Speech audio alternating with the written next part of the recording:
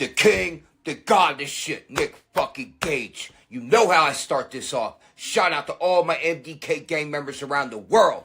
And I want to let everybody know, Blvd Bullies vs. the World is a podcast every Tuesday, 7 p.m. live on YouTube with my motherfucking boy, Larry the Legend. And what the Blvd Bullies are doing, they're trying to ignite a revolution within the fans to unite and make the crowds electric again. So check out the Blvd Bullies vs. the World, 7 p.m. live Tuesdays with Larry the fucking Legend. MDK all fucking day. Oh, it's the man, the king, the god of the shit, Nick fucking Cage. You know, I start this off. Shout out to all my MDK gang members. And I want to let everybody know Blvd Bullies vs. the World is a podcast every Tuesday, 7 p.m. live on YouTube with my motherfucking boy Larry the Legend. And what the Blvd Bullies are doing, they're trying to ignite a revolution within the fans to unite and make the crowds electric again.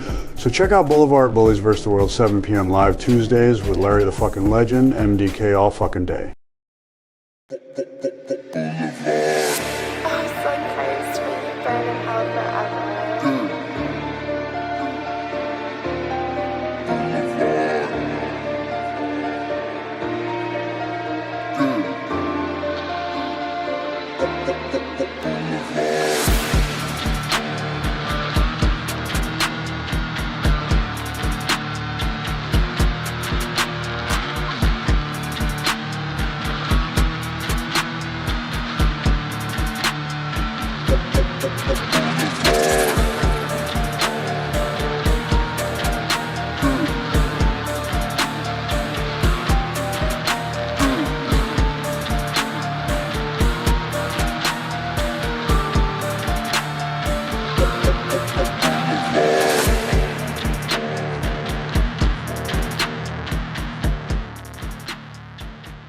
Hello, everyone, and welcome to Blvd Bullies versus the World.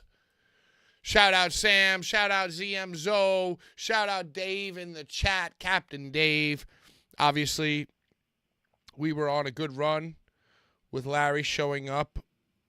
I don't want to say on time, but I want to say at least before this moment. But hey, that's how it goes. It's been a busy week. And tonight on the show, man, I feel like we are going to piss a lot of people off. We're going to piss a lot of people off this week. I'm not going to get into it without Larry. So for now, I'll just kind of give you a State of the Union address. What's been going on with the Bullies, what's been on tap for the future, what I've been doing. Like I said, at this point, it was 2 weekends ago. I went on a bender. Steve was in town, and I used that as an excuse to party on Friday, not sleep, work on Saturday, party that night, wake up on Sunday, meet up for dinner and lunch with Steve, and basically drink espresso martinis all night. Yo, I am of an advanced age. And man, it took me like a week and a half to recover. So here's what we got going on. I am very, very close to finishing this movie review show that stars Bald Steve and Schlack. I didn't realize how much fucking work it was going to be. The quality of the viewing experience, I want it to be under an hour, and I want it to be engaging throughout. I think what we say is very interesting. So we recorded 2.5 hours. If we were live, it would have been fine. We would have just went 2.5 hours, maybe 3, maybe 4 hours. But it's to tape, so I'm trying to get it down to under an hour. And oh man, did I underestimate the amount of work it's going to take. And listen, I'm not working on it every waking second, but I'm working on it probably 80% of my free time. I'm working on it, and holy fuck, is it a little bit tough. So I think definitely before the end of the month, maybe before the end of the week, we're going to do like a premiere. We're going to do a thing. Also, this week, Never, period, give up. What? What? Think about earlier. What are you doing? Hello? I mean, why'd you even pick up?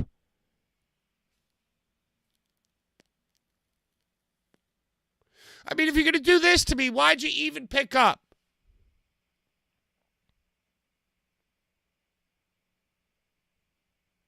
Yo, let's talk about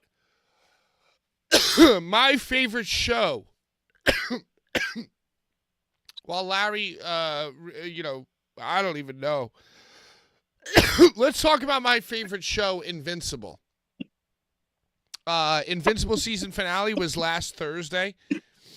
It was fucking phenomenal. Invisible. Hello, do I hear something? Am I hearing something? Because all I hear is fucking relationship bickering. He's doing the show right now. Why'd you need an extra 5 minutes of my time? That's all I'm hearing. Are we live, Poe? What do you think? Are we live? What do you fucking think? I didn't know that I pressed the button to join, and then I went. Well, now I to get my know that Cat you weren't. Daddy shirt on. Now I know definitively that you were not dealing with life stuff. You were dealing with an age-old problem that we all have, especially us sexy Sagittarius fucks. And that's when it's time for us to go, the ones we love need us. Tell me I'm wrong. Tell me I'm wrong, Minecraft Larry. Oh, I need attention. It's 7:01. I need attention.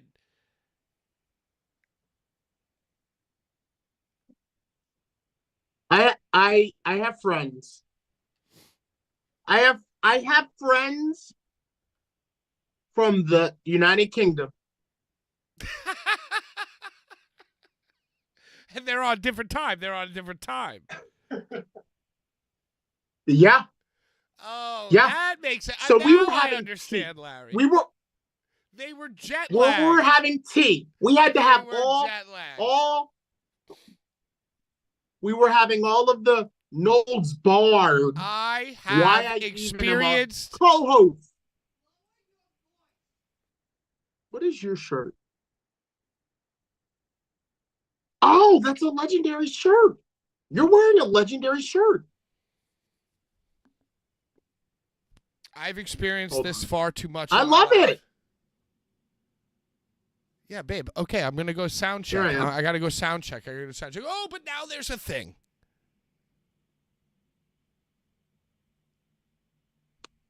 My friends are here from the UK, and I told them, you should sit in on the thing that I do.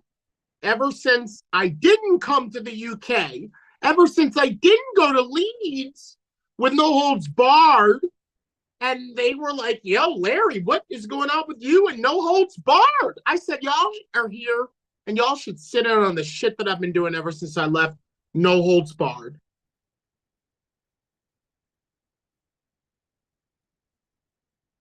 What's going on, Pat? Who are you reading, Pat? Well, much like you, my loved ones all of a sudden decided they needed attention. So I just had to put my phone upside down because they could suck it. You know, you have the benefit of being on a Mac. I'm sure you're on a Mac. I'm on a Windows. I'm on Windows. Whole shit off of a MacBook Pro.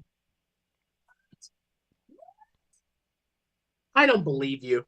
And this is why, and like, if I was to ever be fortunate to have a loved one, the very reason I would hide this show from them until I go to my grave and they can look at my archive after I'm dead is pretty much for your video quality. That's the only reason why I would never want to show this to anybody. Okay. I'll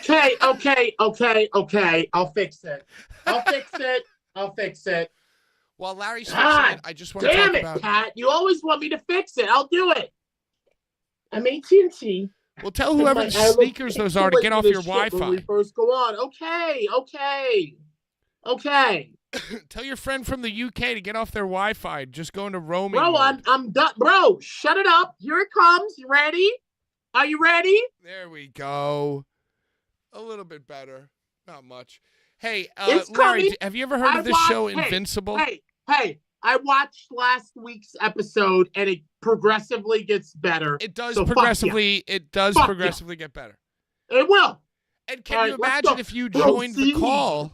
Proceed. Imagine if you joined the call at 6:45. How good it would be I'm at 7. not coming on time. I always come late after them. One of my friends who just started watching the show from work said, like, oh, it seems like you got a really good team around you and blah, blah, blah, and this and that. And I say, well, Larry, sound checks at 6:30. Larry shows up at 7:15. And when I ask him why he was late, he says, hey, show starts with me, brother. Show starts when I get there, brother. And the person I was talking to, who is a norm, they don't know wrestling, they laughed uproariously at the thought of you just saying to me, show starts when I get there, brother. Which honestly, you've never said that to me on this show, but you have rolled into venues where I'm like around and told me that, and that's even better. That's even better. Well, Pat, before I was doing shit, I used to always hear about like Lauryn Hill and like Jay-Z like showing up like 2 hours after the fucking time. I always heard about that, and I always Ready or like, not, I was just like, how do they here still I get paid? come. How do CUM. they still get? Yeah, how do they still get paid? Hey, shout I out was Seven Wrestling in the chat. Larry, what you got going on with Seven, and how late are you going to be for their events? Well, Pat, They pay you. I know. I can take the words right out of your mouth. No, that wasn't even what I was gonna say. Whose fucking That wasn't sneakers even that? what, but I'm glad you said it. I'm glad you said it because this is your shit. This is the Blvd Bullies, and I'm here. And you are a volunteer. you You are doling out soup and stew in the Blvd Bullies soup kitchen, and we as a community cannot thank you enough, Larry. I'm here, dude. I'm here with the lights on. Can I see the Maryland flag? I got the lights on. I got people here from the UK, From the United Kingdom. from Rule Britannia. Britannia rules the waves, bro. You guys can't see, but this guy's wearing one of these 3-foot tall, like black furry hats because he's from the UK. Yeah, very regal. Dude, 7 got my travel hooked up. All things considered, with my mom, with my job. Oh, 7 got it all like, Larry, They got you. They took care of you. They know that you're an integral part. So I'm going to take care of them. I'll be there on time. I'll go upstairs to the Bruins Eagle. I'll go to sleep. In Take a little on the nappy. boxing mat.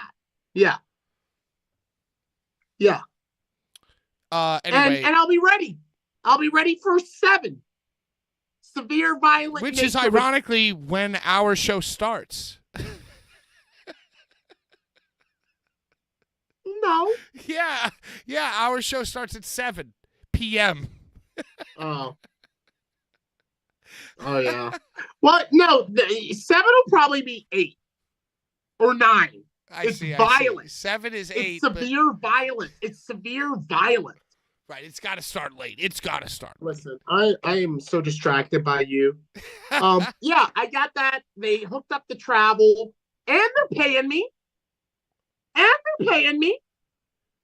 I'm bringing my merch, and I love Chicago. Larry, I know that your life is constantly changing, and you're constantly like becoming more and more exclusive. But I just think that if I was going to strip away every other thing you did, I would go CZ Dub and I would go SVN. I would do if we were going to go down to like, you know, Florida Larry, Caribbean Larry, I'm slowing it down. I'm slowing it down. I would still, I know CCW is a mainstay because you're a CCW Hall of Famer. By the way, ladies and gentlemen, welcome to the show. Former boat owner, Showcase Showdown winner, CCW Hall of Famer, best dressed man in independent wrestling for over 20 years. Larry Legend, my father and yours. Sorry about that. I didn't give you an intro. I was too busy yelling at you. I'm sorry. I was late. Yeah. I mean, I gotta do my MMA, Pat. You know I gotta do my MMA. MMA's where the money is. It's like playing cover songs instead of doing originals. If there's any Muay Thai, if there's any Donald Trump, I'm doing it. I'm doing it. I want to talk about John Cena today. I want to talk about GCW in Atlantic City today. Just touch on it. You know, listen, do I care? No. Do you care? No. But, you know, listen, the audience, the family, they want to hear us at least pontificate slightly. But, you know, I don't know.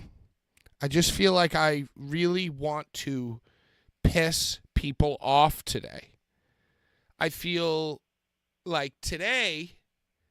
Are y'all okay? Sound like a kiss on his own head. The discussion that we had on the phone the other day, I think is what we should lean into and what we should allow to take over the conversation with both us and your friend from the UK and the audience. And I feel like we should give our honest reactions and opinions to Vincent Steele's passing away. A local guy, a guy that we've both crossed paths with. Actually, that's not true. I don't know if I've ever crossed paths with him, but I crossed paths with the promotion that was involved this weekend. Larry, are you bugging? Should we save this for the end? Am I being too crazy? Nope, Pat. So for those of you who aren't aware, and by the way, side note, Larry, the same guy at work that I was talking to, who's a norm, told me the other day in that same conversation, he goes, you know, a guy died, right? Like it somehow got to him. So for those of you who don't know what happened, Vincent Steele, who is a Northeast local wrestler, wrestles for, Pro Wrestling Magic, BCW. He was on VXS, a show that you did, Larry. This dude apparently, and I don't know what happened, but apparently there was an incident in the ring where it was like X's thrown up. And I don't mean to move. I think he just he was having a heart attack. And I feel like somebody told me, maybe it was you, Larry, maybe I saw it on the various posts that I was reading, that somebody yelled from the crowd, this dude is having a heart attack. And also what I heard, and I'm just saying what I heard. And so the guy was fucking up. He was all fucked up. And it took 45 minutes for the ambulance to arrive. And I don't know if he was dead when the ambulance arrived or if he died when, they took him to the hospital or whatever. But the dude, Vincent Steele, died. Rest in peace. And Larry, you've announced him at VXS. I've announced him quite a few places. Let me give him his flowers, Pat. The Jurassic Juggernaut. Okay? Jurassic. Larry Legend. The Jurassic Juggernaut. Vince Steele. Tragically had a heart attack at the Pro Wrestling Magic building, the Mecca. You know the Mecca? So it was at the Mecca, but I believe it was under the BC Dub letters. So I think that it was a BCW, CCW. Listen to me. Crip, CW. It was a CCW. Bree presents CCW. I think it was a double header. I don't know. But yeah, he died. I've heard from various sources that it was BCW. I have as well. And we know that Vince was a BCW guy. But I went to his Facebook when I first got word of this incident. And he was promoting like an event for another company called CCW. You hear me, Pat? Oh, my God. Okay. Oh, my God. What's happening? What's happening? Dude, it's over. Did you Podcast spill? done. I can't do anything anymore. Did you spill? It's all over. The White Claw's done. The weed is wet. Dude, it's over. It's over. Because my friends from the dude, it's over. I'm glad I don't have to pick up my godson. What? Dude, I'm wet and I don't know what I'm doing. My White Claw's over. Okay, I don't care whose show it was for. Vince Steele died. He died. And it was on Reddit. That's why your Norm friend heard about it, because it was on Reddit. It was on Reddit, and the headline of it was like, pro wrestler dies in ring. Fans were yelling, he's having a heart attack. Okay, so that's why I heard that. Hey, very, very, very rare few die in the ring. Many die. I know Not of many three. in the ring. I know of three. Owen Hart, 1999. No, Owen? dude, Owen Hart doesn't count because it wasn't in a match. Oh my God. They're downstairs on the kitchen table. I'm gonna die. I'm gonna go die in the ring, dude. Don't. Owen falling from the top of the Kemper. No, but that Arena doesn't on May count. That's 20th. not like an actual match. But he died in the ring. Okay, but that's a half in the ring. But That's he not a died full in in the the ring. That's a ring. half. Dude, I'm just talking about dying inside of the ring. Okay? On the wrestler, I'm sorry I don't know his name. Get out of here. I'm sorry I don't know his name. Don't forget your drink. Get the hell out of here. Bro, I got a whole fucking bottle. Don't you fuck with me. I'm good. Because you and your friend from the UK were drinking wine until 7:10. I was drinking White Claws.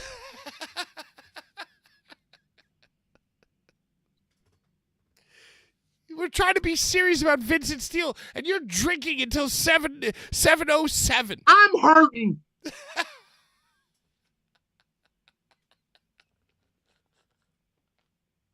Not just because of Vince Steele, but you know what my situation is right now. Just Pat. in general. You know what my situation. I'm hurting. Okay? I'm hurting. So, Chase in the chat says it was a 4-way match, and he collapsed in the middle of it. I knew he was going to. It's your friend from the UK. Top of the morning to you. And the rest of the day to yourself. And the rest of the day to yourself. You don't know, Pat. You're not a real Irishman. So who else has died in the ring? I think the guy that Rey Mysterio accidentally killed. Yes, him. One guy Rey Mysterio did the 619 to broke his neck. I feel like Hayabusa got paralyzed in the ring but didn't die. Didn't die. Lived. Referee Pee Wee Randy Anderson. No, that's not it. Not Pee Wee Randy Anderson. Tommy Young. Referee Tommy Young. I don't know, took a bump or slipped or something. This is not a roll-up. Where are they? All right. We shouldn't be talking about They went downstairs. the I thought they rarefied air of Don't those who run have from me. died I'll in the go. ring You because start. it's tragic, Brandon, do it's you wanna dark, be it's on too here? dark. It's too dark, it's You- too dark. But Larry, Look. Owen, the referee Tommy Young, the Rey Mysterio wrestler. I'm sorry, I don't know his name. Pedro, Nick Gage died in the helicopter after the Thumbtack Jack incident. Remember Nick Gage at that one TOD? You were there, Pat. Weren't you there? I was not Weren't you there when there? Nick Gage got airlifted out. Okay, Nick Gage died in the helicopter. But whatever the case may be, it's rare. It's rare that you can chalk up a wrestler's passing at the time that they're doing what they love the most. So I feel like that's a lot of the scuttlebutt of this wrestler passing, is that not that he just passed, but he passed in the ring. Passing in the ring is extremely rare. That's for sure. But, Thank you. yo, I love you so much. Larry. No, I got it. You want me to roll that I bit? got it. What you want this? You know, and we spoke. You called me. What you want You this? called me and we spoke about Vince Steele. And we had I like a audio little, messaged you. And guess what? Since you didn't pick up, you got the same audio message that Ringside Sean got. how dare you? Ringside Sean was your backup for me?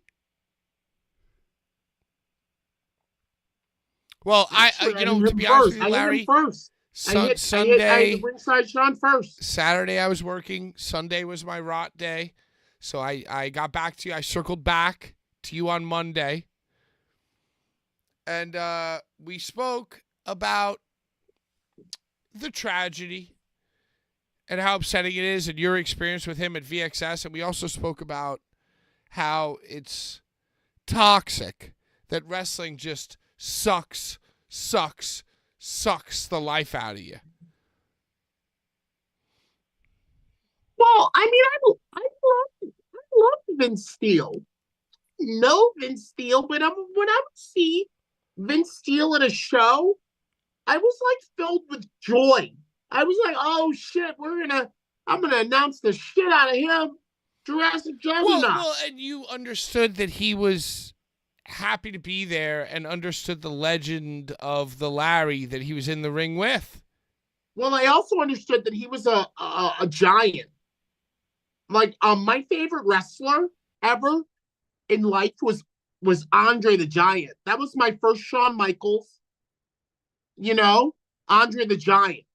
So Vince Steele looked like a wrestler. If you saw him walking around, you were like, oh God, this guy could be a wrestler. And he was. Well, and I saw that our old friend Green Man shared a memory of Vince Steele where he was a young and enthusiastic green man, and he captured a botch of Vince Steele trying to do a coast-to-coast of Van Terminator. Just hang up. I don't remember. Just hang up. It's fine. I don't remember that. I understand how much the airfare is from the UK.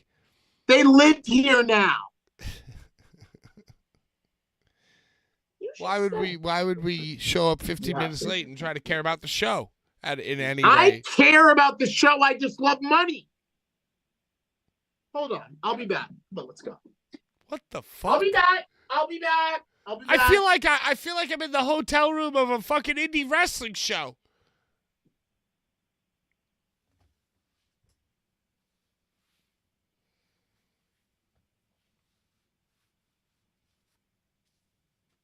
Yo, so Invincible season 3, very, very good. Invincible season 1, iconic, very great, sucked me in. Invincible season 2, I thought, oh, I'm a little worried.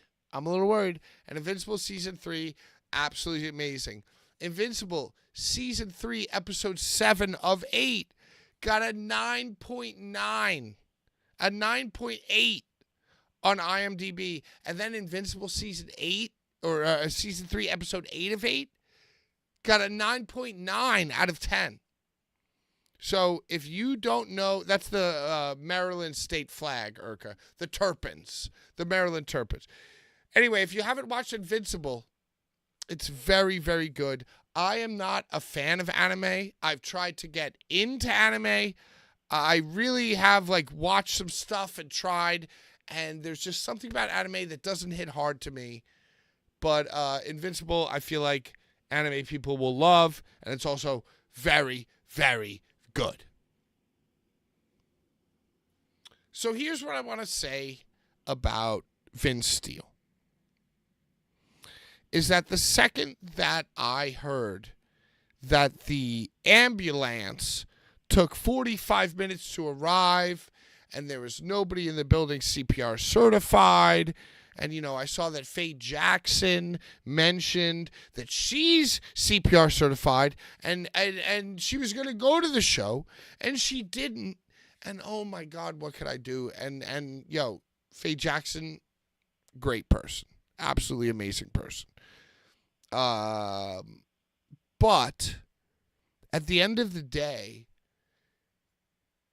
I ring announced for Outlaw Wrestling for many years, a few years, and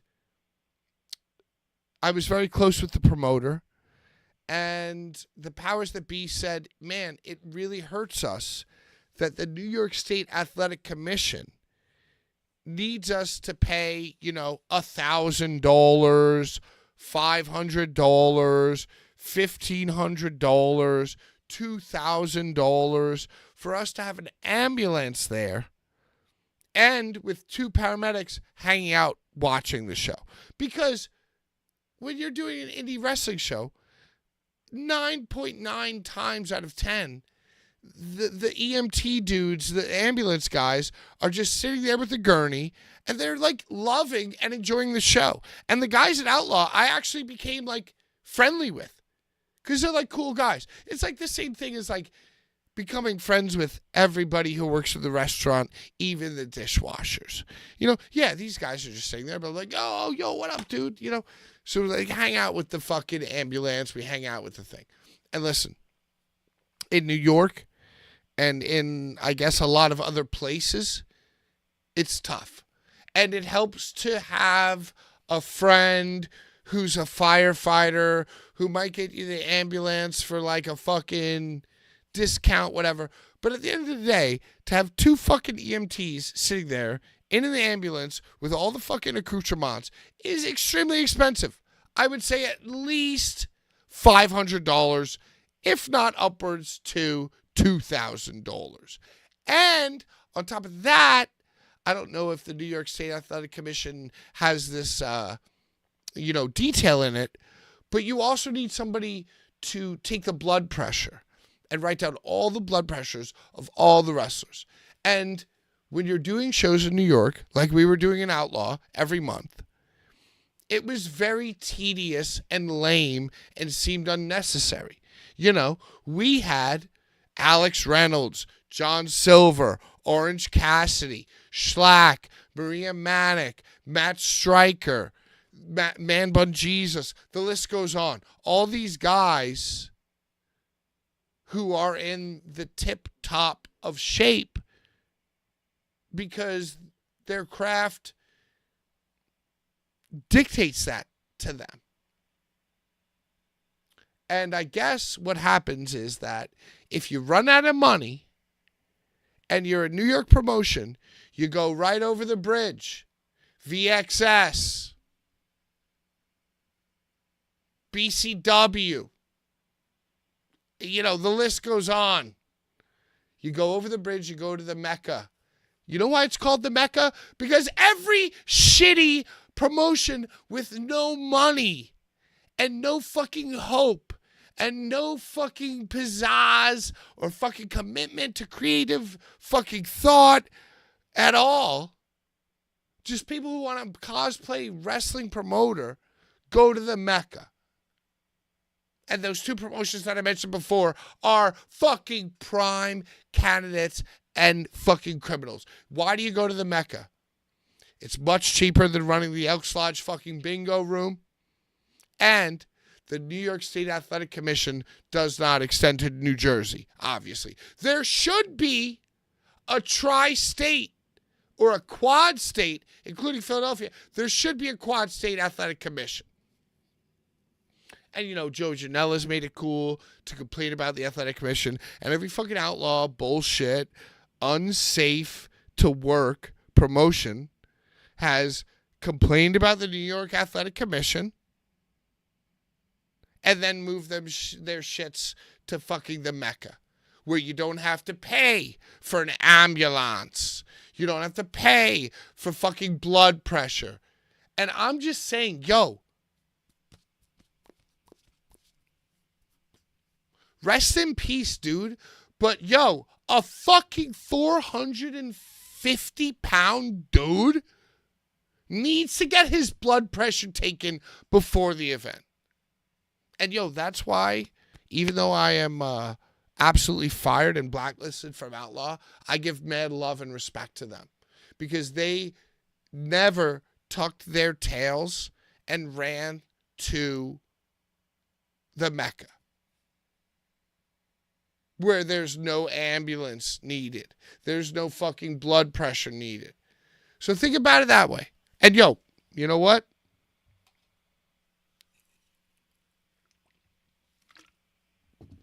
I'm going to read this. I'm going to read a few things that I screenshotted. Because yo,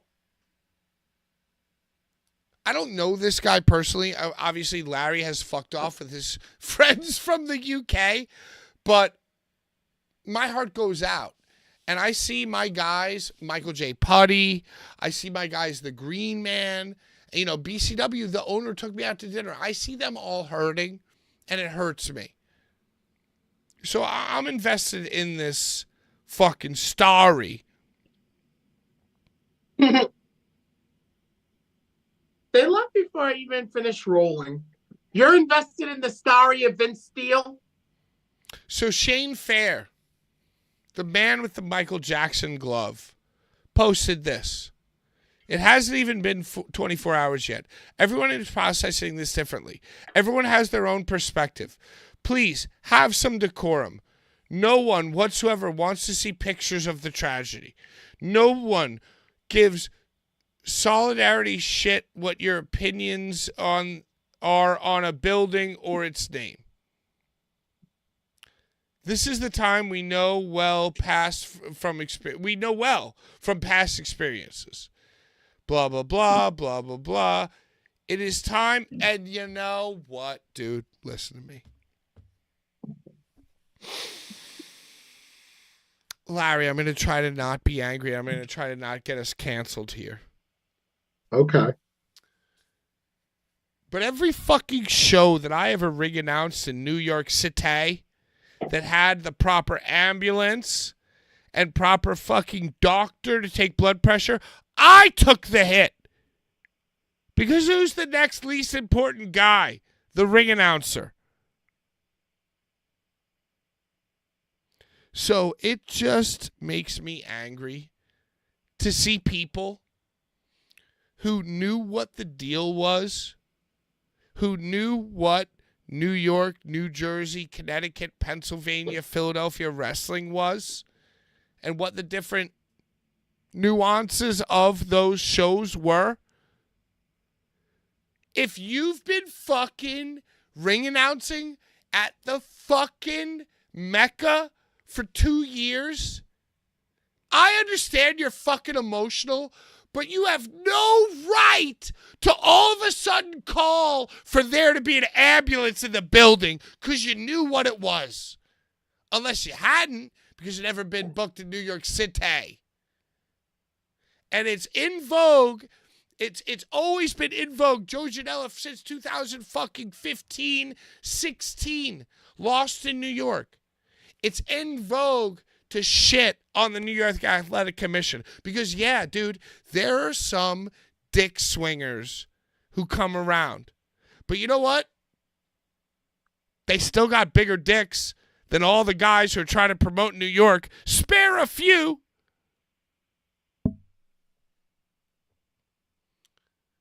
So it's like, yo, if you like all these people on social media, they want to be a New York promotion.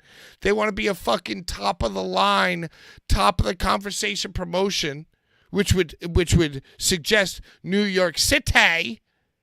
But then they run the Mecca to save money. And now a guy died. Am I bugging, Larry? I mean, you left me alone for like 20 minutes to get up this momentum. Well, Pat, I have a very interesting perspective on this incident because, not only do I do pro wrestling in the great state of New Jersey, but I've also been known to do pro Muay Thai. I've also been known to do pro kickboxing. Yo, can I stop you right there? I'm so sorry, Larry. I just had an explosive thought, right? Kickboxing and Muay Thai, right? Like, in any of the promotions that you ever worked for in that medium, would they ever move to a state that allowed them to save money to not protect the fighters as much? You know what I mean? Yes. Yes? Yes. I was hoping you'd say no. So it's the same bullshit everywhere is what you're saying. It's the pugilism, Pat. Pugilism. Do our viewers know what that word, that description is of what it is that we're involved in? It's pugilism. But couldn't you say that for any trade? That the business and the machine of it sucks at you, but the individual interactions make it worthwhile. Can't you say that about any art form, though? Is wrestling that much more sinister? Well, I've done K1 MMA Muay Thai in the first state ever, Delaware. Hear me, Pat? First state ever, Delaware. I've done it there. And I've done pro wrestling in the first state ever, Delaware. And I will say that the camaraderie that exists, live free or die, from a Thumbtack Jack, from a Nick Gage, from a Ricky Shane Page, from all of the people that have done Tournament of Death in the great state of Delaware, I would say that it definitely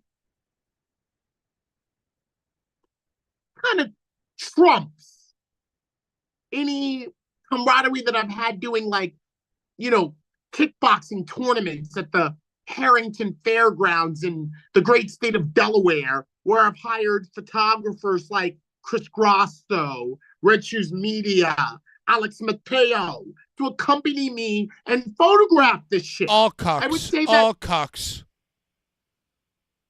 I mean, opinions are like assholes. Everyone has one. Well, you gotta be nice to the photographers who are gonna take nice pictures of you. Effie taught me that. Hey, well, guess what? All of those photographers that I just mentioned, they got paid handsomely from doing tournaments. Live Free or Die. Newsflash: Live Free or Die is New Hampshire. It's not Delaware. I think Delaware is just like, It's the first state. It's the first state. I want to read you something about. It's the first state. I want to read you something about Vince Steele's death that resonated with me so heavily. And I've been seeing a lot of takes and a lot of sad people who coulda, woulda, shoulda. And all the people who were on board getting paid their $25 while the wrestling business keeps sucking at the weak. Because there's no more gatekeepers, right? So now we can all play. And we're all taking our fucking lives into our hands.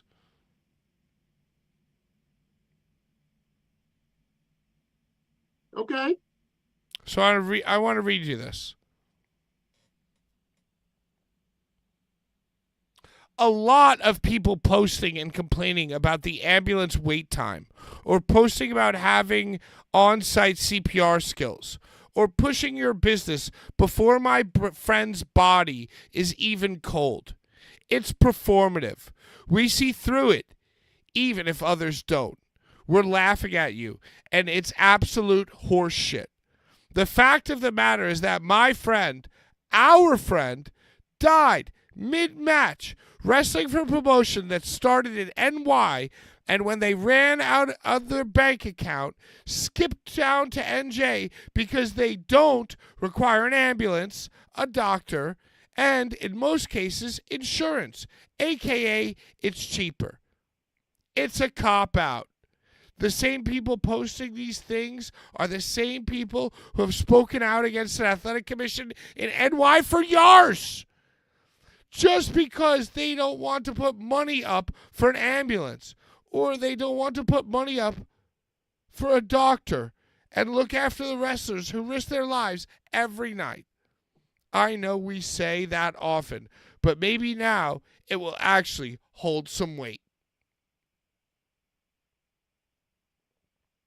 Vince Steele was the best of us. He loved the wrestling industry. He brought a smile to the locker room that was infectious. He was as solid a human being as you could hope for. Some of you should be ashamed. More of you should grow a set. What do you think about that, Larry?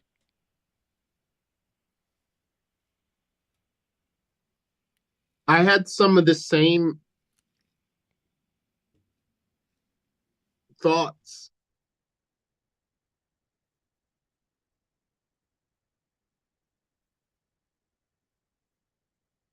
I had some of the same thoughts. Yeah, and I feel like for all of a sudden, people who work consistently for years at the Mecca to be calling now, oh, well, we should get ambulances. Fuck off, dude. Like, I don't know. I have no doubt that people are hurting. But I don't know. You like it's a shock that more people don't fucking die in the ring, honestly. Whether you're talking about death match, or we're talking about blood pressure, talking about whatever, it's actually a fucking shock that more people don't just keel over and fucking die in the ring. And the fact that we all act like, oh, nah. Even Ricky Shane Page, within the last month, he had to tweet. Imagine this. One of the premier deathmatch wrestlers of the last decade tweeted out as a public service announcement, hey, younger guys, get your blood work done. Like, what? The fact that he even needed to feel the need to say that is fucking frightening, dude. Is it? Yeah. And we all want to go into these fields, and we all want to reuse these canvases, and we all want to be fucking 500 pounds and do a drop kick. And the wrestling business will suck you fucking dry until you're dead, as long as you're happy to be there, dude. And tell me I'm wrong.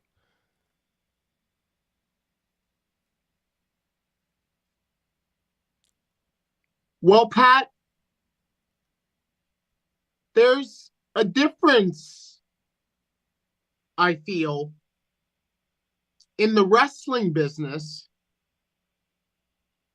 and the deathmatch wrestling business. Okay, fine, but to me it's slight. I don't know. Can I just share with you that the only wrestling promoter to look me in the eye and ask me if I really wanted to get involved in this shit was John Zandig in 2005 in He CZW. warned you. He warned you. He asked me. He asked me. He asked me, Pat.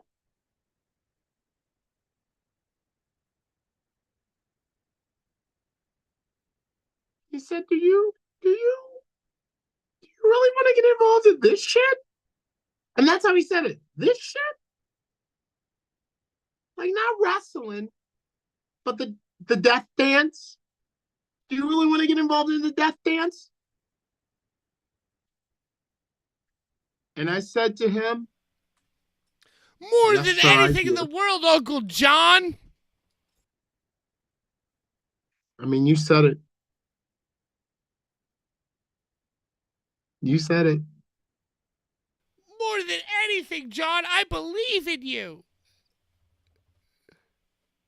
And when I said, yes, sir, I do, he did one of these faces. Pat, look at my face in the camera. Am I pixelated or am I clear? He did. You are better than ever, Larry. Bro, he did this face. He did this face. You see me, Pat? He did. You're just another dumb motherfucker. He said, That's what okay, he did. jerk off and come Dude, right that's now what in he my did. Pat, palm. look at my face. Look at my face. He did. This motherfucker. He'd go work for WWE or at the time WCW when I first came around or whatever. And he's like, and you want to, he was like, you want to get involved in this shit? And I said, yes, sir, I do. And he said, this motherfucker. Let me see your balls.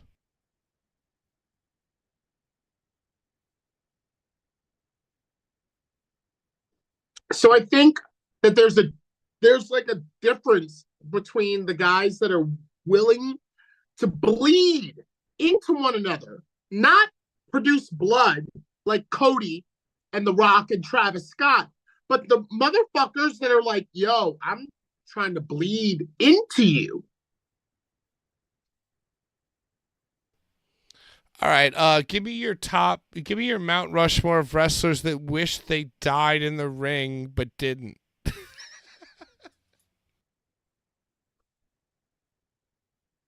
I guess Mick Foley, definitely 100%. no. I would say number one is you were there for this one. He was in AEW and then they let him go and he was a Tournament of Death winner. What was his name?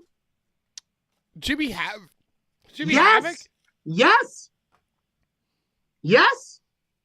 I would say he's number one that like wishes I died. So that would be my legacy. Yeah. Jimmy Havoc. No, Jimmy Havoc was never ready to die, dude. Jimmy Havoc isn't even on the top 25 list of wrestlers who would have died. Pat, what is he doing now? He's alive. I know that. Yeah. So do you think that his legacy would have been more carved in flames if he died? Or if he got swept up in Me Too? Nah, dude. Whether or not he was going to get swept up, that dude was never ready to die, dude. I'm talking about hindsight 2020, top 5 Mount Rushmore of wrestlers that now wish that they... How about Joey Ryan? I'm going to go top 5 wrestlers who wish they had died. Mick Foley. Joey Janela. Jimmy Lloyd. Masada. And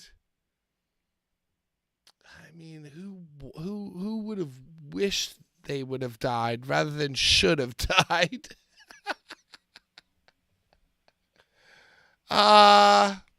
Who should have died when they were young?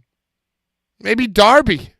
That's my 5. I don't know. I guess I kind of see this through a different set of lenses than you, since I do this shit.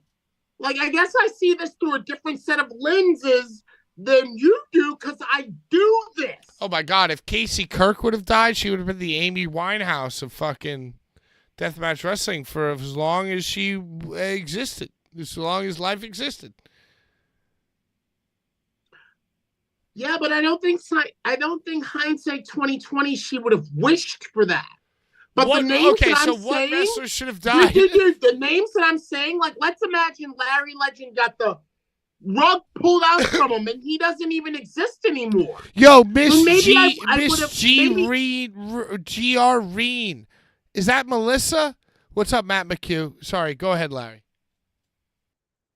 I'm just saying. Yo, so don't even give me 5. Give me 3 wrestlers that would have been remembered better if they died. I want to go back to what I was saying. I don't think you and I see it through the same set of lenses.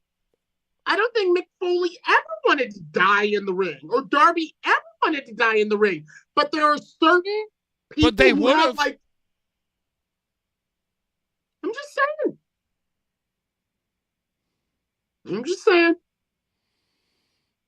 All right, so just give me a few wrestlers off your dome who should have died. I mean, I'm ready. Are Please. you? I'm Are ready. you? I'm ready. I'm sorry. I know you are. I know you're sorry. You're always sorry.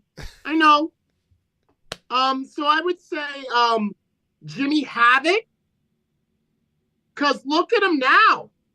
Like, imagine if I was Jimmy Havoc right now, I probably would have wished that I died. You wish that you bled out at Tournament of Death rather than work at like UK Best Buy. Whatever he's doing. Can you ask your friend from the UK what the name of the Best Buy is over there? Or? No clue. But then there's Joey Ryan. You remember Joey Ryan? He probably wishes he died in the ring. It's a dick flip gone too far, a double twist. Yeah, because he was riding a wave. Nah, I feel like Joey Ryan. All I'm trying to illustrate is like me. I look at it from like Hall of Fame, Madison Square Garden, Peter Rosenberg, like all of the shit I've done, Ring of Honor, all of the shit I've done, and I think like I wish that I would have died when Joe Gacy put me through the barbed wire. Just got killed. It would have been a good life. Yeah, I wish that Joe Gacy would have killed me instead of being where I am right now. So I guess I just like think of like guys that, because Mick Foley's sitting pretty. He's good. Mick Foley's good. He had he just had to pretend that he wanted to die. Joey Janela, good. They're all good. But Jimmy Havoc and Joey Ryan, they're good. Right? Max, your guy. I know you love Max Barsky. I know you love him, Pat. No, he's discovered a whole nother life. He's discovered a whole nother life. He ain't David Starr. Did you see? We didn't mention this last week, but at the fucking Revoluzione pay-per-view, Jacob Friedman, he gave the look at it to fucking Hangman. He did the David Starr. He acted like he was going to get ahead of steam and do like a basement drop kick, and he just thrusted him with his dick. And he stole that directly from the David Starr playbook. Do you think Dirty Ron wishes that he died?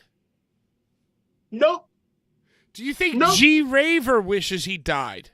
Now that might be a candidate. That might be a candidate. Well, anyway, I'm just saying that it's very fucking interesting that all these guys have never died. But fucking Vince Steele died. And that's very sad. And it's very sad that it happened in the Mecca. But I guess the prevailing thought is like, duh.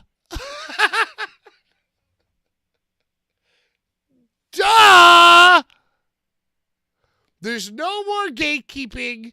Every fucking human being who will wrestle for free is on a fucking show with fucking 20 people in it that fucking is in the Mecca, and it's fucking like no ambulance, no fucking blood pressure. Hey, pay to play. You know, we're really doing something. Fuck you. It's all your faults. It's not our faults for saying that it's your faults. Remember that while you're clipping this. Larry, am I bugging? You're not. I love the way that you just put that. I love the way that you just put that. And in the wrestling business, you suck. And whether you're, and you know, I'm thinking very acutely VXS. Where it's like, oh, you're going to be 500 pounds and not need to get your blood pressure taken and wrestle for free? Go ahead, bruv.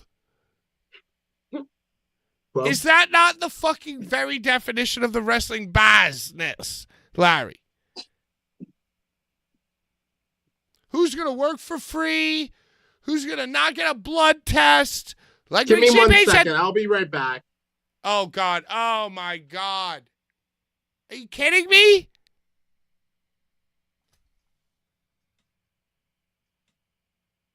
Are you fucking kidding me, dude?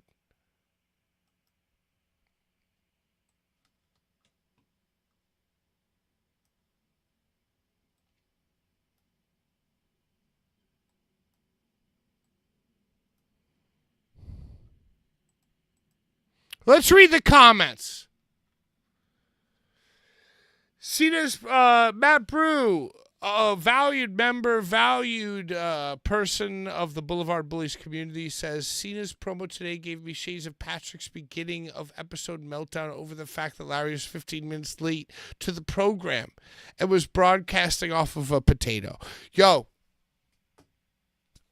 I don't want to say that I felt that same way, but I did. Logan Stein is an elder member, even more elder, like he's the patriarch of the crew, even more than Matt Brew. And he always loved my punk rock rants. It's like, what do I do it for? And John Cena the other night, he goes, yo, you wear hustle, loyalty, respect, never give up as a t-shirt. I fucking live it as my life. And that is like the crux and the fucking thesis of every punk rock promo I've given over Twitch or over YouTube when I feel the spirit take over me. And Logan Stein has been here since the beginning, and he can identify it. So anytime I get into the mode where it's like, you wear punk rock as a t-shirt, I wear it as my fucking life. It's in my fucking blood. Logan Stein always calls it out. So during the John Cena promo, I thought about that. Lucha Libre. I was just as confused as the Rhinestone Cowboy during the end of the interview.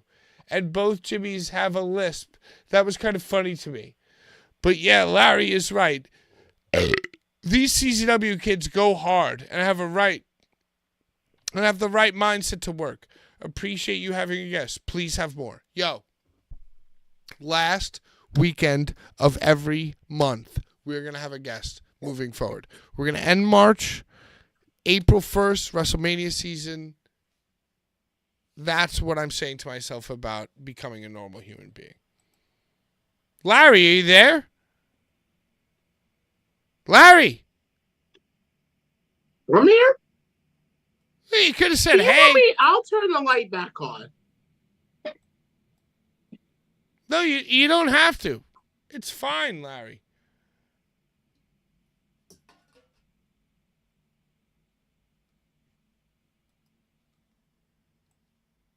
Larry, it's totally fine.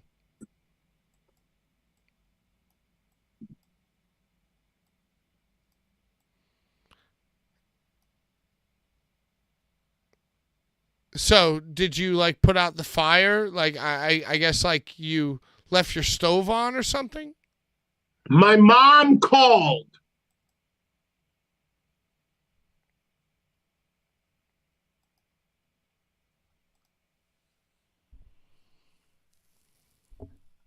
Brahala says, quote, all these bitches are my sons. Needs to be the back of a Larry Legend t-shirt. It's from last week.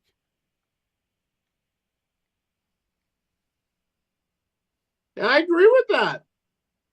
Every bitch is my son.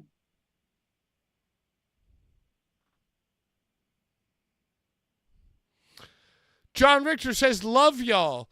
Larry, what's your take on sexy Stephanie Vacour winning both titles? I love those Latin women, especially because I'm Boricua.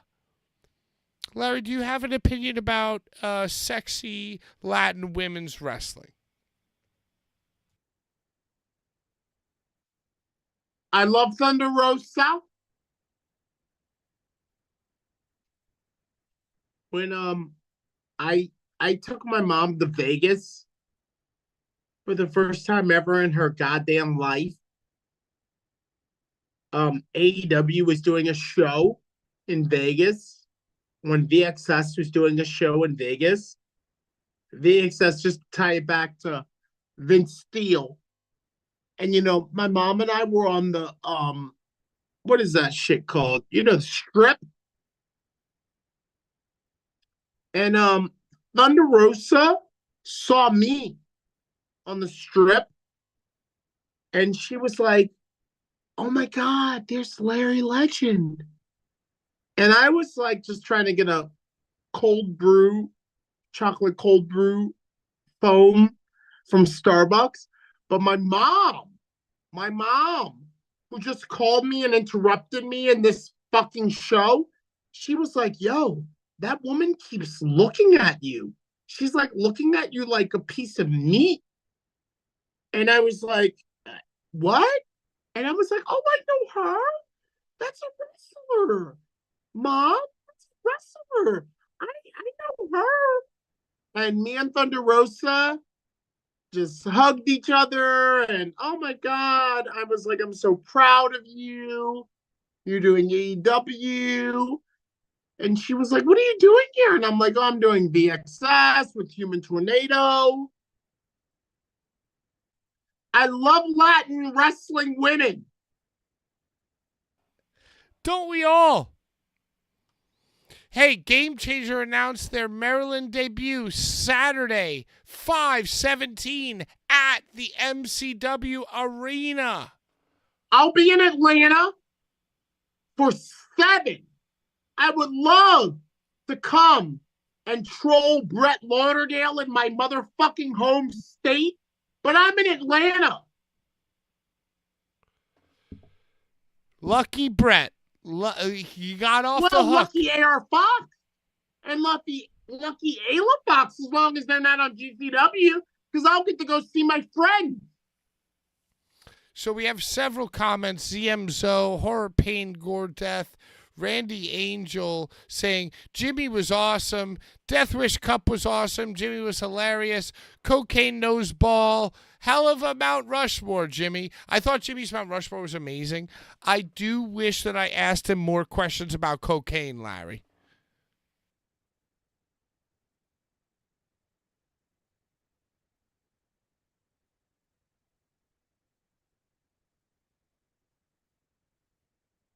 Me too.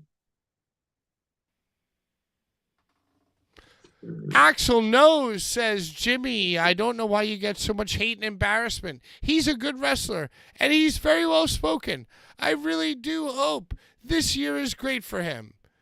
And always good seeing the Sarge, ZMZzo.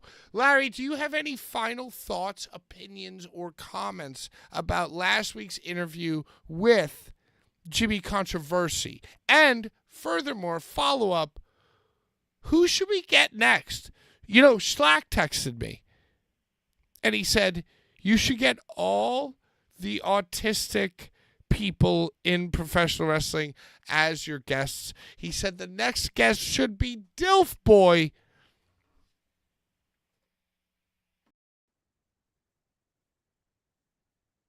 No. No. No. Do you have any thoughts or ideas of who our next guest should be? I have a top 3. I'm going Beastman, who inquired, Rich Wade, who we both want to 69, and Dilf Boy, who Schlack recommended.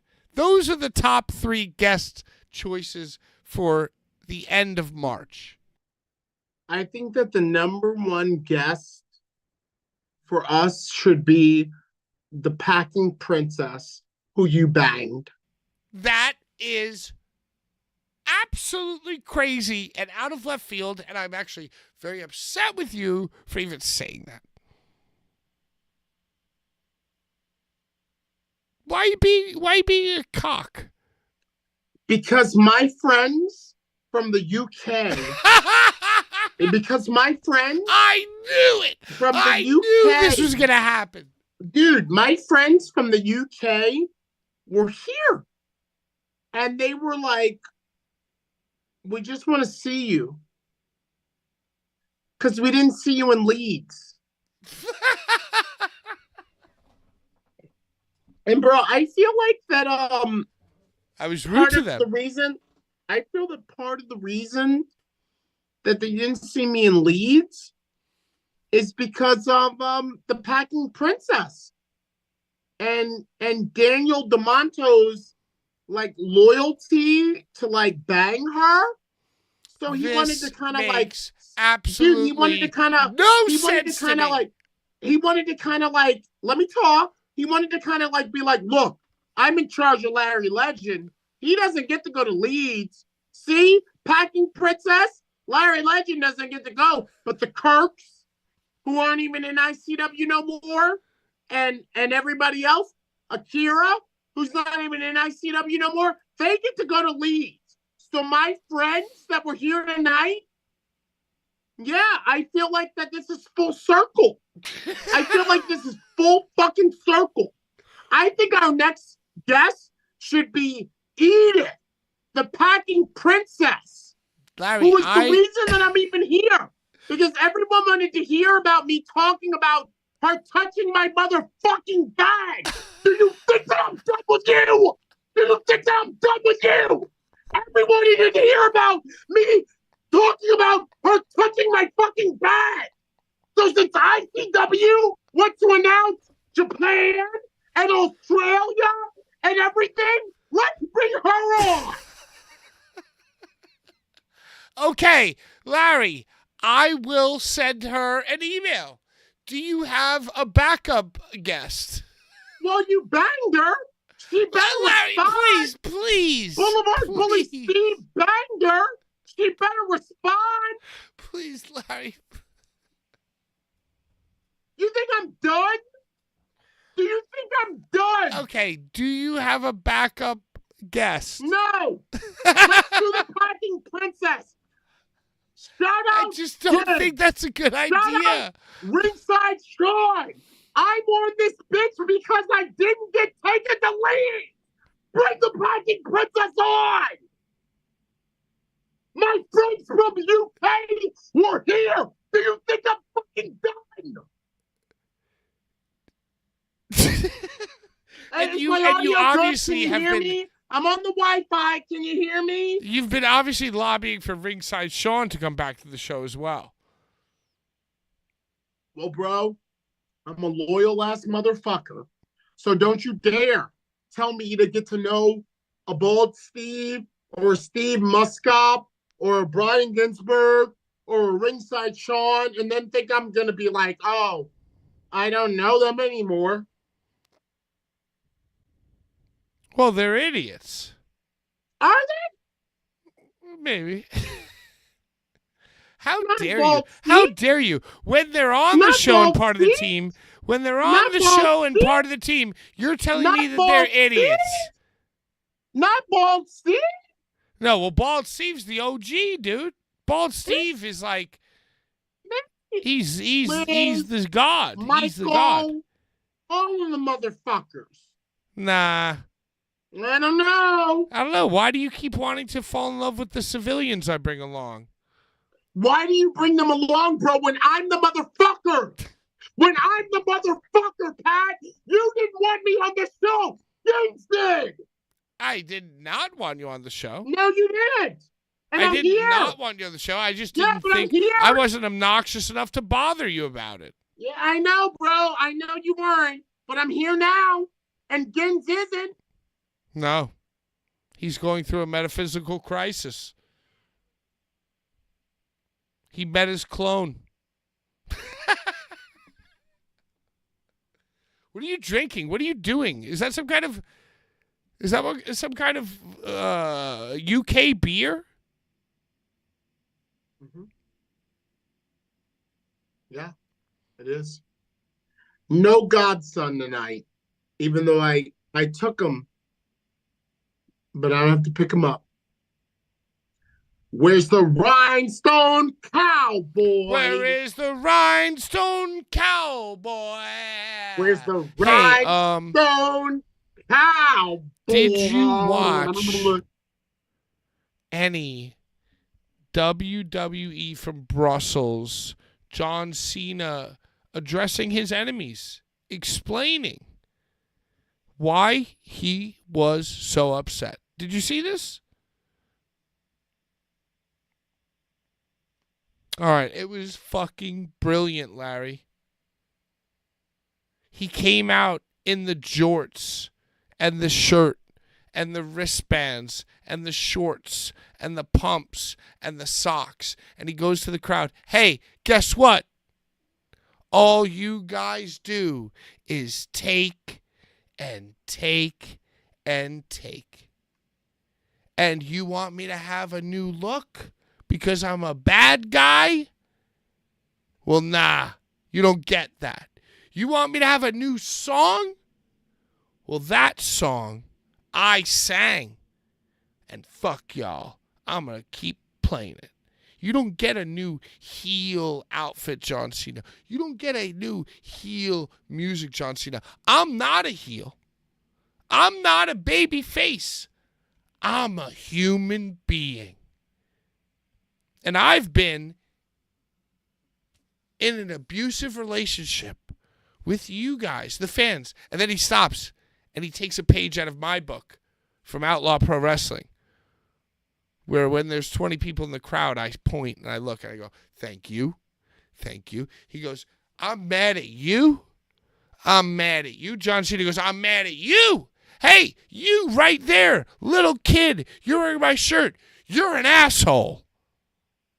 And John Cena puts on the promo of a lifetime. John Cena does his Kane Dewey.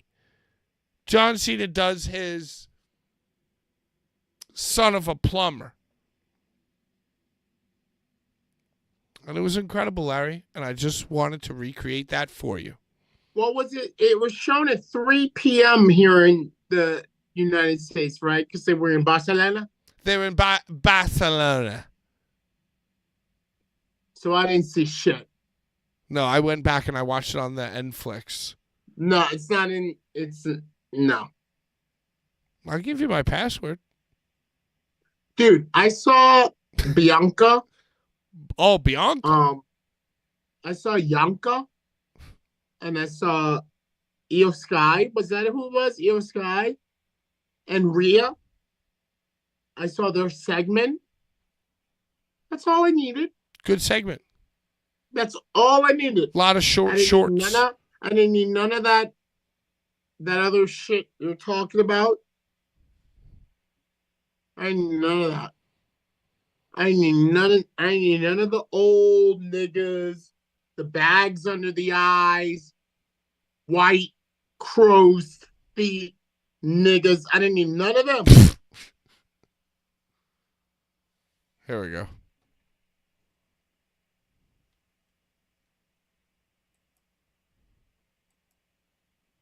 Yeah. Hello. What's up? Why didn't you wear a fancy shirt? What's the deal? Work whooped my ass, so I just showed up. You know what What's your? I'm wearing? You started a new jobby, didn't you? No, we ain't, look, bro. Let him know we ain't fucking getting paid. Like Kevin, I'm like, still we ain't wearing. getting paid like XPW, bitch. You get what the fuck you get, bro. Okay, all right. It was just a Fucking question. It was a bro, lighthearted question. Fuck you, bro. It was a lighthearted question. I'm wearing a get fabulous it. I Outcast get shirt. the slight. I get the It slight. wasn't a slide. It was just a question. Yeah, it was. All right, bye. Don't think I'm a side. Bye. Go check on your Joe Kitchen. Go check on your friends from Bro, my from Britain. motherfucking friends from the UK that are Go the check on your reason that friends I from do the this UK. shit. We're here.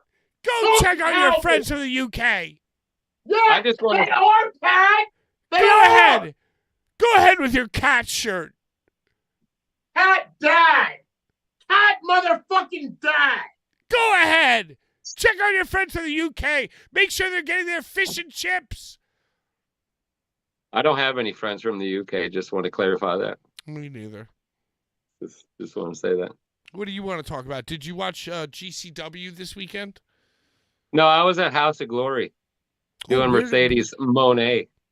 Oh, Mercedes Moan. Yeah, with Indy Hartwell. Was it at the Amazora? It was at the NYC Arena. And where's that? Tell me the cross streets. I can't fucking tell you that. I'm not from there. Was it in the boroughs? Was it in the 5 boroughs? It's right by a train terminal. That's what I know. What was it called again? Right by a train. Huh? NYC Arena. Let's see. I feel like I should have heard of that. Maybe. Well, how was it? How was the show? It was good. The atmosphere is always good at House of Glory, so I like shooting there. Did they pack I like it out? directing. It's always packed. They stay lively the whole time, but Mercedes was dripping in red. She looked like Cardi B. Do you have any interactions with JD from New York? No. Isn't he he's their commentator? Yeah, I don't really talk that much. I'm just focused on my task of, directing the show. But do you ultimately give him the headset and go, here, put this shit on? Yeah. But I just hand it to him. It's real simple. I don't talk that much. I just, do my shit and I give people their stuff. I don't need to simplify. I don't need to, infuse it with talking. I just do my job and leave. Very smart. I feel like more people just in every field of life should be doing that. Yeah, just shut the fuck up, do your job, and make money and go home. Yeah, except for me, who I'll say thanks. Yeah. It's like the ideal world for me. Sounds like an all right world to me. I mean, that's just being assertive. You know what I mean? So what was your highlight of the wrestling week? I'll put you on the spot. I just want to get you a whole 6 to 7 days happened. What was it? Was it GCW? You did your work. There was television wrestling. I know about a secret coming up for Battleground Wrestling debut that's going to take place of a very close friend of mine that I think is going to make an impact very soon. So that's what I'm fucking hyped up for. So your highlight was that you got inside information that there is going to be a match announced for Battleground 2300. Yes, indeed. The that next you show. Love. Yes. Larry, welcome to the show. I love that T-shirt that you're wearing, by the way. You don't see too many Outcast shirts nowadays. I was talking to Larry. Oh, well, I'm just saying Outcast is fabulous too. I have Larry, a moral I'm compass. scared, I have a moral compass, like Patrick. Cause I want and I want you to sing along. Larry, what is your Sing favorite? along. Larry, what was your favorite wrestling moment of the week? Bro, listen. I know y'all think I'm a perv, but I loved Mr. Danger. I loved Mr. Danger going out there and hanging You understand what I'm talking about in the wrestling biz? He went out there and he hung with JWM. And it really tickled my taint. He did show up and show out. I'll give him that. But my highlight was definitely Cena. That Cena shit was fucking live, man. That shit. Did you love the Cena promo? I think it was great because they cut to that kid sad as fuck, and I love that shit. I get off on that shit. Yeah. So they just cut to that kid, and he's like, what the fuck? I kind of hate that. The only thing, I loved it too, but I just felt like it gave me Hangman Adam Page vibes, where it's like, oh, I'm a 4-dimensional character because I'm also sad, and I also have feelings. You know? Did you just compare Adam Page to John Cena? Because he was like upset. Like, you know, like Cena, he was less vengeful, and he was like, I'm a guy. I have feelings. And it was so he's not burning people's houses and down lame. Yet. He hasn't burned anybody's house down yet. He goes, you guys insulted me, and you made a ridiculous meme about me. I think he should burn down Make-A-Wish, and that way it'll make him a mega heel. Photoshopping me out of pictures and took the can't see me thing and made it a meme, and I've been so mad about that for so many years. It was kind of fucking like, I'm not a heel. I'm not a babyface. I'm a human being, and I have feelings. So dumb. It was kind of fucking dumb, dude. Oh no, the kid made me. Well, no, when he started pointing and going, I hate you. I hate you. You suck. You're a faker. You're a fraud. And then another thing that sucked is that fucking Cody Rhodes got into the ring, and he's been like so fired up for like 3 weeks with a black eye, and now he's finally in the ring with no security and nothing, and he doesn't even attack him, dude. He didn't even like go to throw a punch at him. He just yelled at him. It was so lame. He should have punched him. It's because Cody's lame. Let's just be real. Cody's lame. Do you hate Cody? I just think he's fucking dried up like a fucking prune. He can't do anything else. He's stuck. That story's over with. Now he's stuck like Chuck. I don't know. When he came out against John Cena's promo, everybody flipped the fuck out. It's because that's an overseas crowd. Yeah, they're always fucking hype. And that was such a masterful detail, is that they knew what they were doing. They put that there because the overseas crowd is always so insane. I feel like you need subtitles, though, for the audience, because I don't know what the fuck their chants are, but they seem like they're all right, but I don't understand the shit. Yeah, well, John Cena has feelings, and he's sick of being a monkey for these people.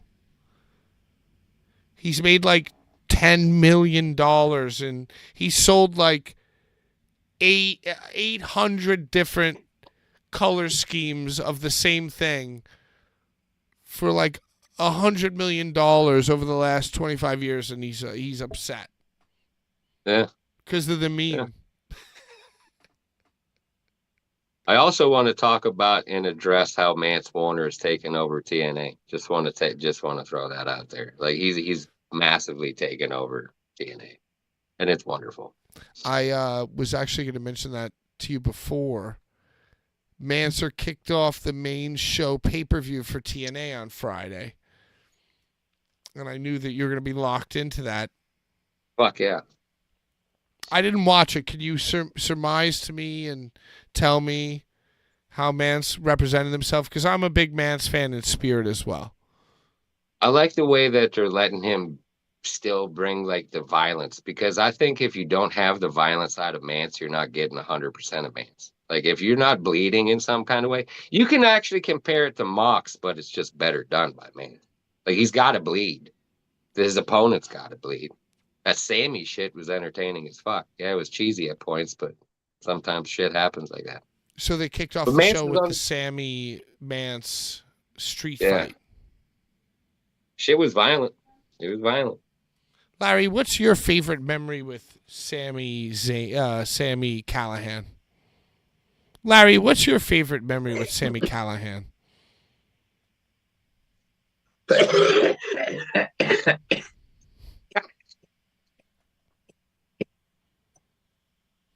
We'll take it again. We'll do it again.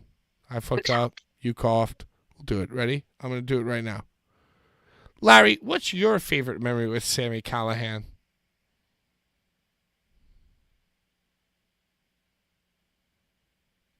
It's hard. It's hard. But I gotta say, probably when I first met him, I thought he was known as the new horror show because I'm a big Clockwork Orange fan. And in Clockwork Orange, they often talk about how their exploits would be real horror show. So when he told me he was the new horror, I I I thought he was the new horror show, and I lie to you not.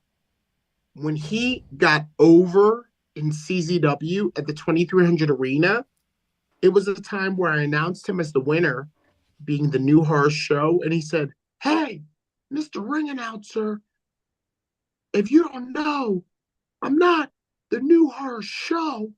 I'm the new horror, Sammy Callahan.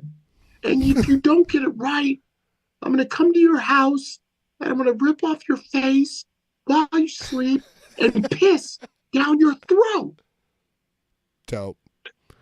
Speaking of people who got murdered in the ring, didn't Sammy Callahan murder somebody? He almost killed Eddie Edwards. Like he fractured his whole face. Well, that was the bat thing, but wasn't there like a training thing though? So like there was a training accidental. Why would you bring that up? Well, we were talking about. He's Gonzo. He's a Gonzo Fuck, journalist. shit, you're right. I was just thinking out loud. Fuck. I just don't understand why when we talk about Vince Steele, how you could bring that. Well, we were just shit talking up about the echelon of who was. I mean, it's deathmatch wrestling. I mean, regular wrestling is deathmatch wrestling. Dude, if you were going to ask a human being to stand on a rope and take a suplex from the top rope, yeah, I'm surprised more people don't get murdered. Some people call AEW deathmatch wrestling now. Yo, AEW, I'm so shocked that nobody's gotten killed there. A lot of times, I think somebody could probably be dead. I don't know if I can do this anymore. Oh, jeez.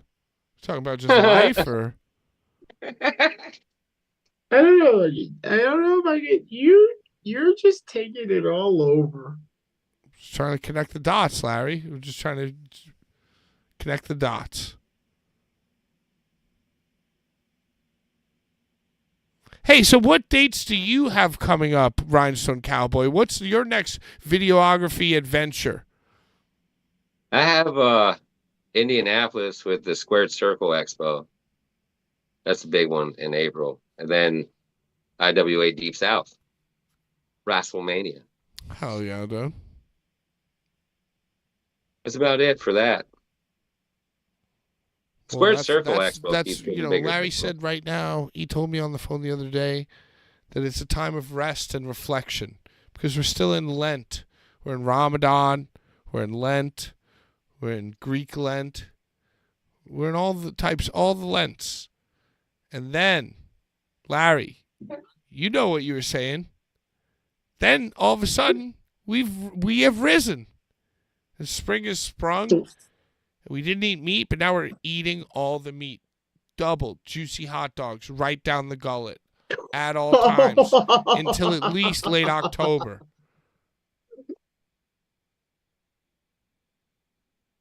Except for vegans. Well, that don't make sense. All right, Larry. Just Well, throws. thank you. Thank you for your last show. Thank you for your final show. And this might have been our final show, honestly. It's 8:40. I know, but I just feel like Let's run down. Can we run down all the? Do we have a giveaway? a giveaway, Larry. What do we look like? Fucking Bob Barker? Drew Carey?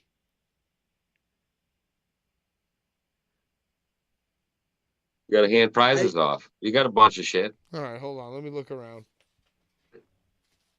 Sell that green stuff. I got all types of shit all over. I got a book. I found a book. All right, check it out. Brain building in just 12 weeks. Comment on this video, and the best comment or the most money that you give us will win this book. Larry, what book do you have? And Oh shit! Larry, that's And- really good. do you see what else you'll win? Comment. Double victories. Is that a Teenage Mutant Ninja Turtles Part 3 VHS videotape? That's a gem. That's a Holy gem. shit, Larry, put that down. Listen, No. I'm listening. I'm listening, Larry. I'm listening to you. Go on. you can win some shit I've watched a million times. Is it? It's even rewound for your asses. It's Can you even read the all back? the way Can you read the rewound. back for me? All right, and Urka, I'm sending your shirt. Hey, and Come the on. other guy from the other thing, I'm sending your shirt. That's right. We're sending shirt. We're sending them. We're really gonna. Larry, can you read the back of that box? America's most awesome amphibians are back, and this time their history in an all-new motion picture adventure. When a magic scepter accidentally transports April back through time to 17th century Japan, the boys take off in a hot pursuit, cowabungaing their way out of the sewers right into Samurai Orama. Now, they must battle the evil lord, Norinyaga, to reclaim the magic scepter that will bring them back below the subways of New York City. So join the heroes on the half shell in a totally turtle-rific trip through time the entire family will love. Wow. So they Sold. almost channeled Turtles in Time, the video game. Thank you. Hey, yo, let me tell you something. If you are a startup promotion and you want Larry to say that in the ring, that's $100. We just got $100 of Larry Teenage Mutant Ninja Turtles VHS Part 3. And not only that, he bid it, and it's going in the giveaway with this book, Brain Building in just 12 weeks. Which obviously I haven't read. Hey, I gotta take this call from my mom. Sorry. All right, see you later. Rhinestone Cowboy, what are you doing? What are you watching? Did you watch the GCW? I didn't. I'm guilty of not watching that shit. I didn't watch. Fuck, I watched Ashes to Ashes. That's about it. And I wasn't, nothing really captivated me to where I'd want to talk about it. House of Glory was where I was at. That's what I was focused on. Ashes to Ashes, Jimmy Lloyd wins another scramble match. He's got to be the all-time winningest scramble match wrestler of all time. Without a shadow of a doubt, that's 100% accurate. There is literally nobody else who has more scramble victories. I don't understand why they even do scrambles anymore. It's Jimmy's world. So, If and he's in then it. on Ashes to Ashes as well, did you watch this? Tony Deppen defeated Zaya Steele. I saw that as well. A nice Saw that as intergender well. match. He posted on YouTube with a nice small package, crotch in the air, get 15, 20 million views on it from India. He beat a WWE ID. So what does that mean when you beat somebody that's a WWE ID? So Does that mean Wrestle Purists this week went on Twitter and said, with WWE ID talent, the deal according to a contract is that Gabe Sapolsky puts their matches together and gives the script to the local promoter who has booked them. The promoter pays the talent and can push that the WWE talent comes from WWE ID, right? That's like a news source. And then Brett the Hitman Lauderdale himself, went on to say, because, by the way, it's one thing to be a stoic promoter. It's another thing to act like a stoic promoter, but always try to get involved with the conversation on Twitter. Yep. And like he's an ex-fan who groped a manager.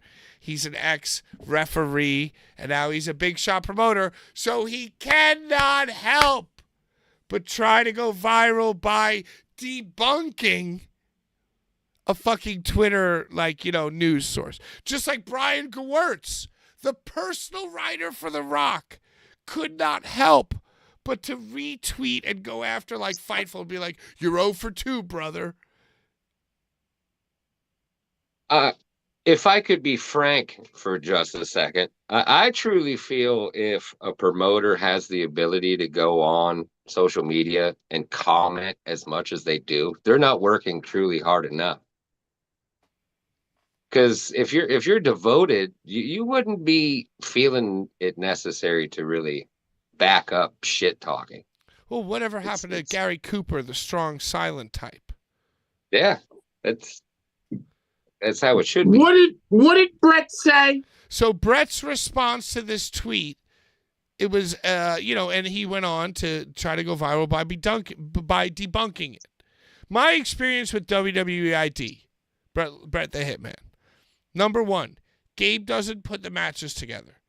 Number 2, I've never seen or heard of a script. Yeah.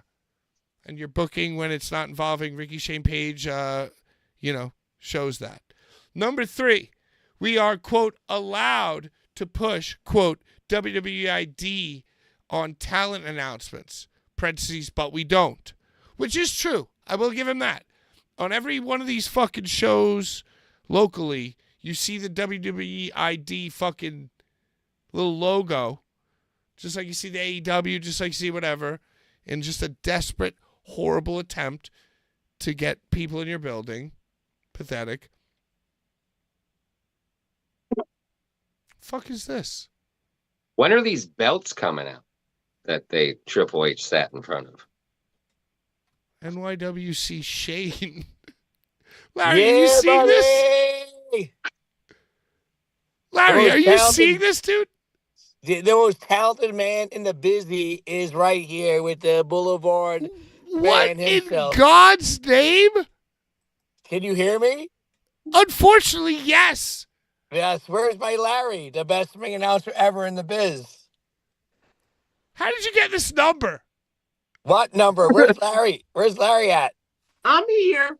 Hey, girl. Shane, Hi, what's girl. your experience with WWE ID? Well, I guess ID is a way to justify a lot of awesomeness and make sure you're picking up on the guys that are trying to do their best. ID's nuts, in other words. No, I wouldn't say that, but you keep on going. Where we're going, there are no roads. But yes, I would say yes, ID is great for indie workers because it puts you on a pedestal and makes you look great.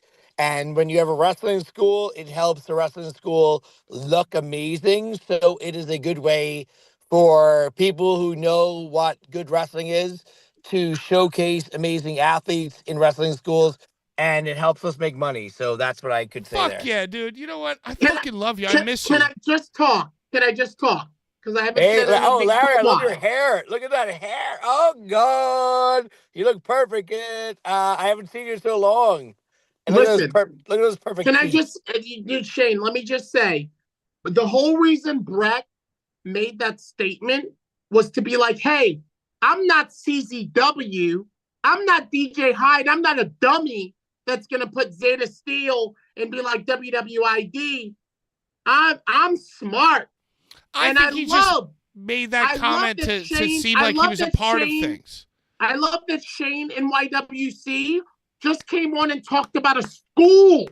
Do you understand? This is about a school, Yeah, which but GCW used to have, yeah, but and which DJ Hyde now has.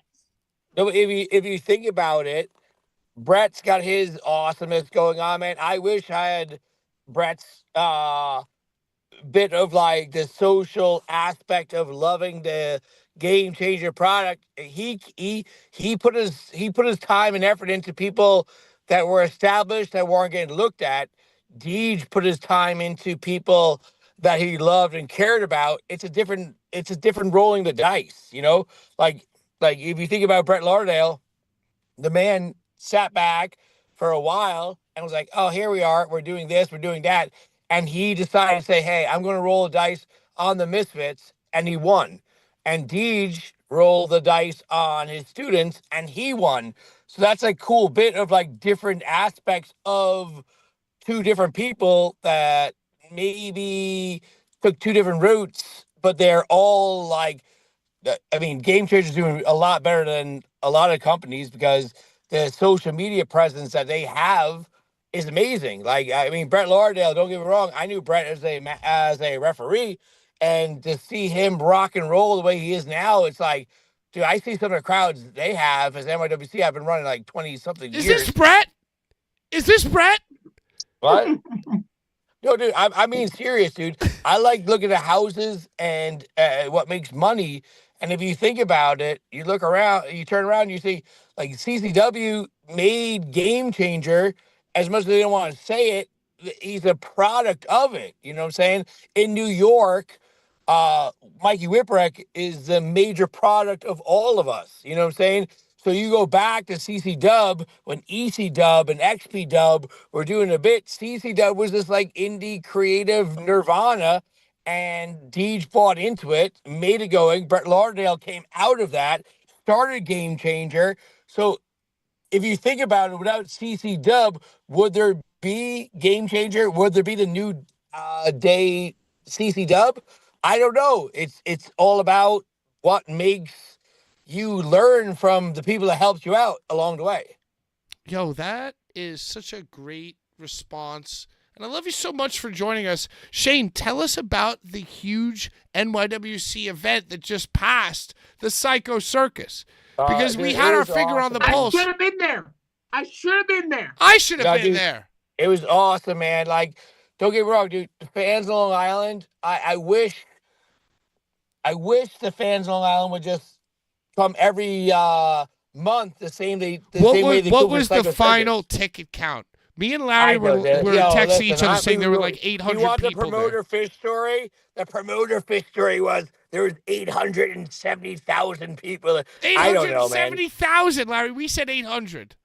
I don't. We lost them. I was gonna say 1,000. I was I'm gonna say gonna it looked have like they to drew start 1,000. figuring out what like we need to amp up the security here on this stream. Like, what's going on? Shane called me and I thought it was my mom. It wasn't my mom. It was Shane. And I So picked you're up. the leak. You're the leak, dude. Dude, I picked up like it was my mom. And I'm like, oh, I'm doing the podcast. And he's like, oh. And I'm like, I fucking love that guy, dude.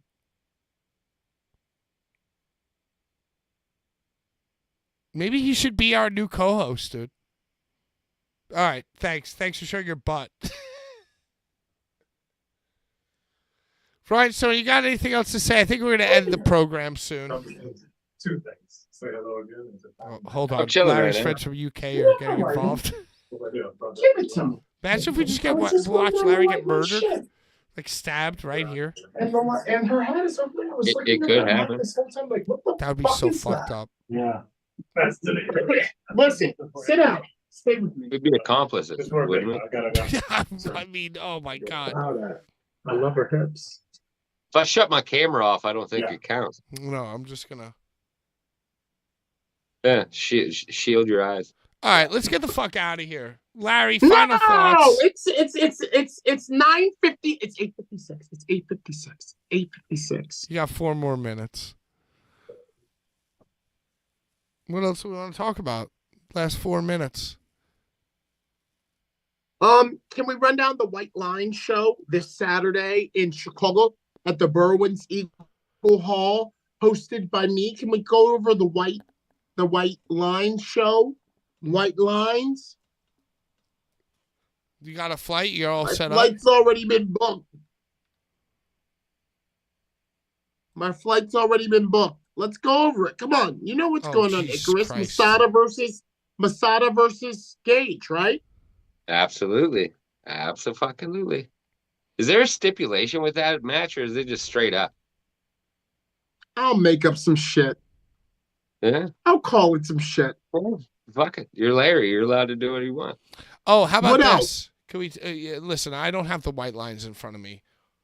All right, I know that it's Masada versus Gage, and I know that I've been seeing a lot of their history online, and of course, that's awesome.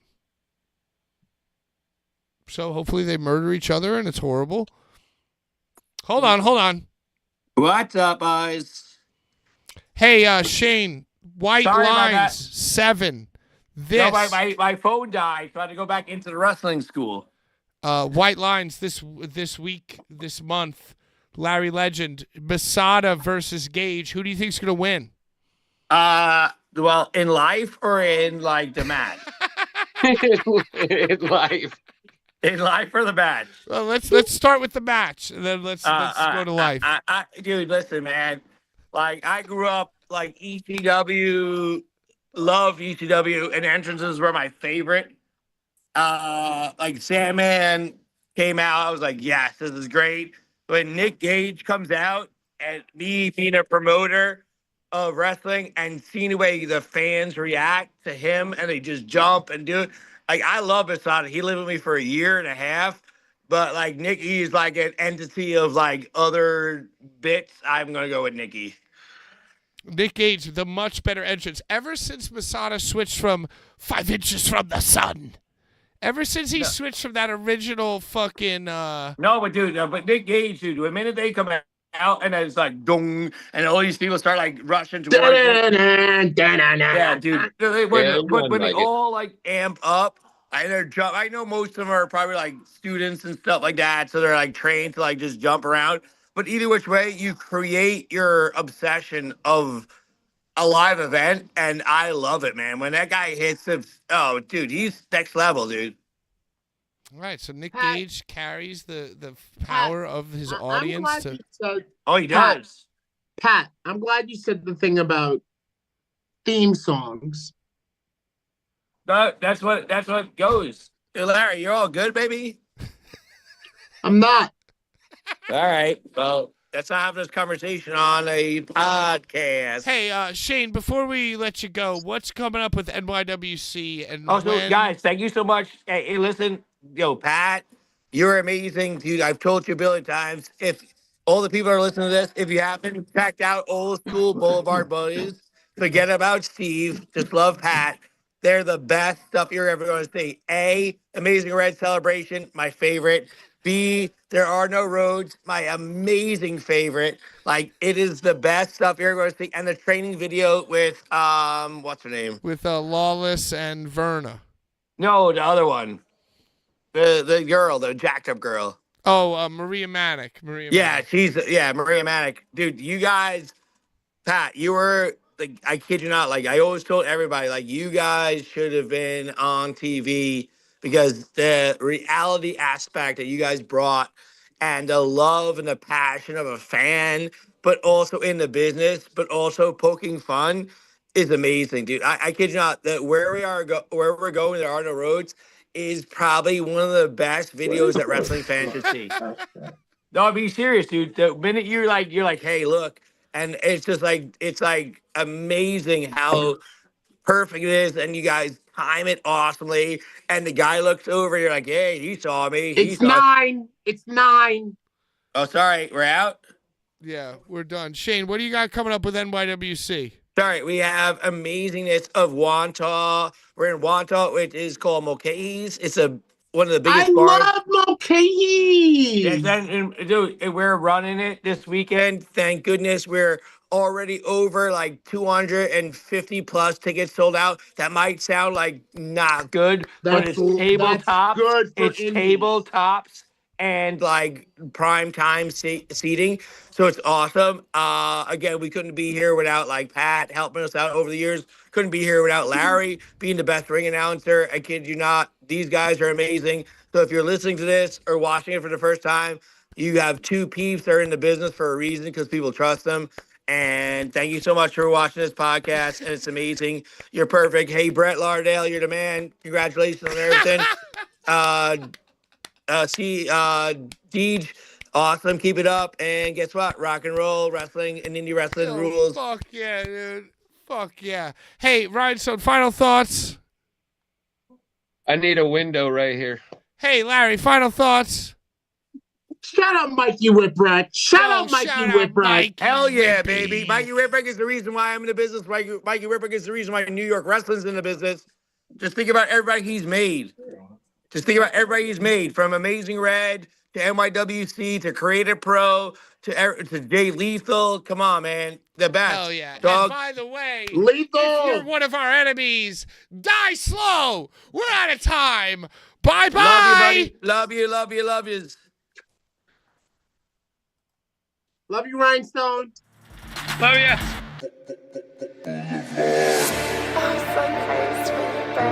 Well, hey.